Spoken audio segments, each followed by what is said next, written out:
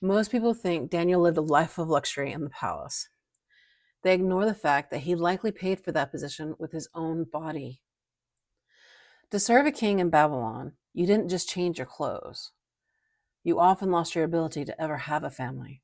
Today, we talk about the horrific reality of the chief eunuch and the stolen identity of Daniel. Hello, and welcome to Bible Talk. I'm your host, T.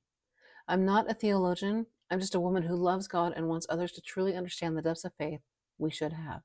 In today's video, we dive into the historical and biblical probability that Daniel and his friends were physically castrated to serve in the palace, fulfilling the dark prophecy given to King Hezekiah.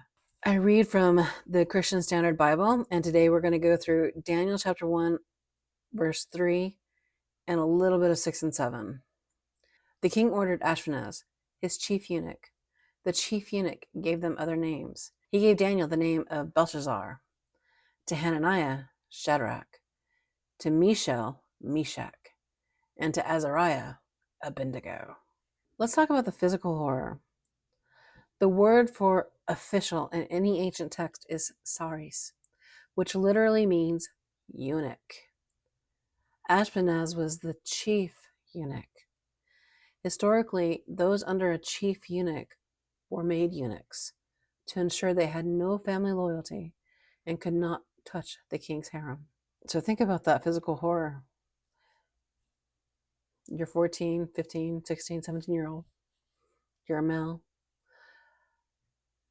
You understand that Deuteronomy basically talks about how if you have your penis cut off or crushed, you can't even go into the temple. And for a Jewish man, that is horrific. That's not something you want to go through. But now you're being castrated to become a eunuch. You can't even have a family. Your entire Jewish faith is being ripped away from you just for that one act that you can't control. That's something that is being forced on you. This is a form of torture, especially for a Jewish man. So I want you to truly think about what was going on with Daniel and his friends when the chief eunuch, you can't be a chief of eunuchs without your subjects being eunuchs themselves. I know you're going to say, well, Daniel doesn't say that he became castrated. No, not in Daniel, but we see it in Isaiah and we see it in 2 Kings. So let's talk about the prophetic connection. This wasn't an accident. In 2 Kings chapter 20, verse 18, it was predicted this: some of your descendants will be taken away, and they will become eunuchs in the palace of the king of Babylon. This is an emotional death for a Jewish male.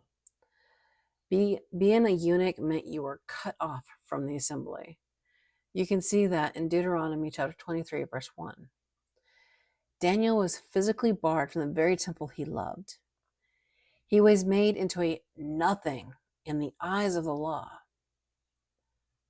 Yet, he remained a something in the eyes of God. So let's go into the name change. To further the trauma, they stripped their names. Daniel, which meant God is my judge, became Belshazzar. Bel, protect his life. They tried to erase their God, their future children, and their very names. They took his manhood, his name, and his home. But they couldn't take his heart. So the skeptic might ask, if God is so good, why would he allow his faithful servants to be mutilated? Doesn't that make them unclean and useless to God? This is the beauty of a just God. He takes the world as cut off and makes it the cornerstone. God specifically promises in Isaiah chapter 56, verse 4 through 5, that the eunuchs who keep his Sabbath will have a monument and a name better than the sons and daughters. Daniel's lack of a physical lineage was replaced by an eternal spiritual lineage that we're reading about 2,600 years later. Here's my theological challenge to you. We are so afraid of losing things for God. Yet, Daniel lost everything that defined a man in the ancient world. He didn't lose his mind. He accepted the physical scars. He rejected the spiritual ones. Now that we are physically and socially rebranded, the 3-year brainwashing program began. We're going to dive in and getting ready to welcome into the University of Babylon. But first, here are my 3 questions for you. If the world stripped away your identity, your job, your family name, your physical health, would you still know who you are in God? Question number 2. Do you trust God enough to give you a name better than sons and daughters when life takes things from you? And question number 3. Are you willing to be unclean in the eyes of the world's law to stay clean in the eyes of God? In the next video, we're going to talk about the 3-year curriculum, Mastering the Tongue of the Chaldeans. Until next time, you have a blessed day. Bye.